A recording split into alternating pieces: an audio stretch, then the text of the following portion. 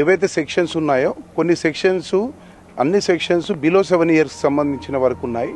అందులో మేము కోర్టుకు చెప్పడం జరిగింది, ఎక్కడ కూడా విక్టిమ్ ఎవరైతే అంటున్నారో ఎక్కడ కూడా పేరు చెప్పడం కానీ అదేవిధంగా వారి యొక్క స్టేట్మెంట్ రికార్డ్ చేయడం కూడా జరగలేదని కూడా మేము చెప్పడం జరిగింది.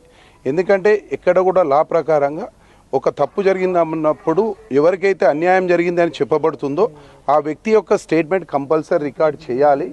ఇందులో మేము చేయలేకపోయినాము, తను ముందుకు రాలేదు అనే విషయాన్ని ప్రాసిక్యూషన్ వారు చెప్పడం జరిగింది.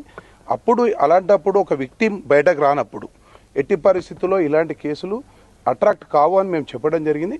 అదేవిధంగా ఏదైతే అఫెన్సెస్ ఉన్నాయో అఫెన్సెస్ అన్నీ కూడా 7 years బిలో కాబట్టి ఖచ్చితంగా సుప్రీంకోర్టు ఇచ్చిన మార్గదర్శకాలు, సుప్రీంకోర్టు ఇచ్చిన జడ్జిమెంట్స్, అదేవిధంగా గ్రౌండ్స్ ఆఫ్ అరెస్ట్కి సంబంధించిన సుప్రీంకోర్టు జడ్జిమెంట్స్ కూడా ఉన్నాయని చెప్పడం జరిగినప్పుడు కోర్టు వాటికి మా వాదన